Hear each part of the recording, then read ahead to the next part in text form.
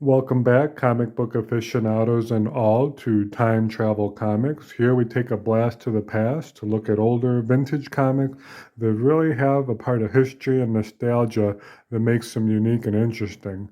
And we're exploring more of the war theme, in particular the tank, as we're approaching the anniversary of Pearl Harbor on December 7th. It is not a light holiday. It's a very important one and a sad one in our history, as it engaged the United States into combat in World War II. Artwork and covers depicted in comic books show some of the glimpse in life of what happened. However, history and the brave soldiers that have served us have allowed for our freedom and our culture. So my interest in tanks, as you can see here, started as a child, and I used to collect for the Nintendo Entertainment System, or NES, before I got into comic books. And I used to play this game a lot. Iron Tank, The Invasion of Normandy, and you can see the tank right in the foreground. And this came out in the late 80s, 1987, and you can see here the tank right in the middle, going through the airplanes, the grounds, and enemy artillery. So being in a tank was always a lot of fun, gearing up with different firepower and making a way through. So I'm just happy to explore the tank in comic books. So we're greeted by the first cover as we've been looking at, and this is GI Combat. Number 7 from June of 1953, so just right after World War II and toward the Korean War. And this beautiful cover is created by Dick Dillon and Charles Cordera. Charles Cordera is considered the first illustrator of Quality Comics, which is the logo and the publisher of GI Combat before it was later sold to DC Comics. And as we can see, you see the ironclad vessel, the turret, the comrades, and just a beautiful cover. So we're just going to look at some covers today, looking to see the beauty of it. As you can see, another tank cover, GI number 81. Jerry Grandinetti and Jack Adler created this painterly cover. And this was before GI Combat transitioned to a theme of the haunted tank, which the run later includes as the action.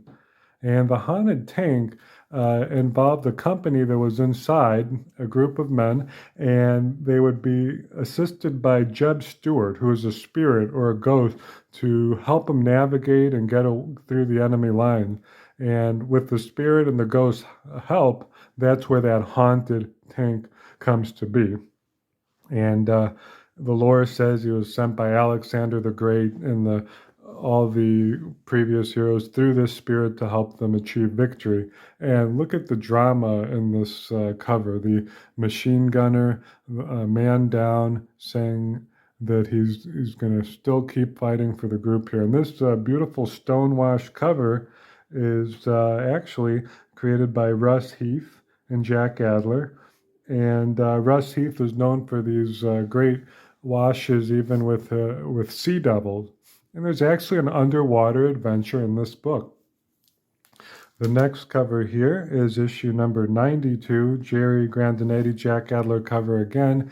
And you can see the tank, the fire, the shooting flames, the barbed wire right under my thumb. Great cover. Look at the tank there. Very mechanical, very industrious. Now looking at Joe Kubert, a great DC artist.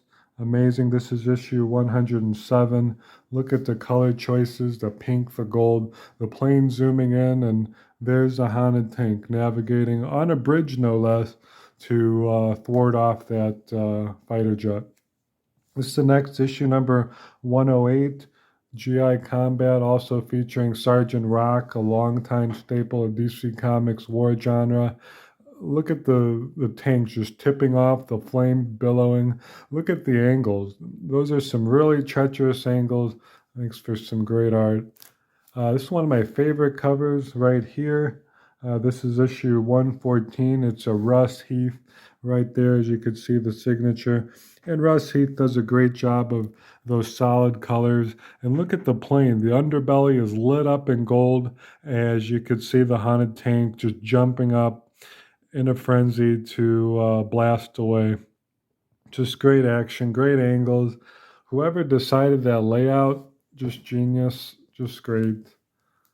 Moving on to more Silver Age, we have another cover here. This is 113, kind of out of sequence as this was 114. Look at the turret there, the bazooka rather, all the angles, just the geometry is just thrilling. Tank fight to the death in town.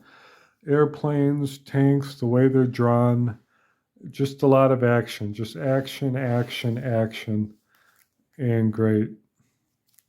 Another one here, tank versus tank, right on the edge of the, you can see the names of the crew of the haunted tank as they're guided by their spirit comrade, soldier Jeb Stewart.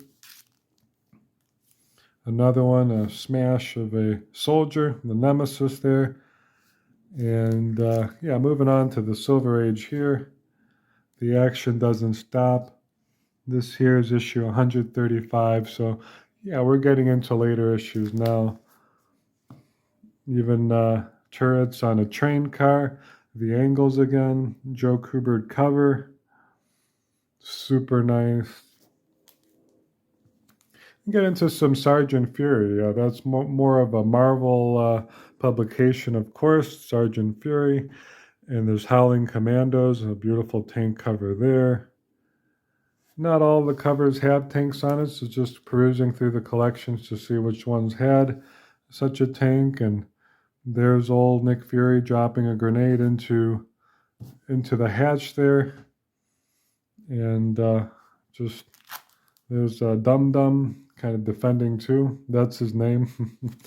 Sergeant Fury again, early issue number 31, right there. Panzer tank. And that's it. Just a brief video. It's just a lot of covers. All started with this video game right here. Just enthralled by the tank. Some good ironclad action.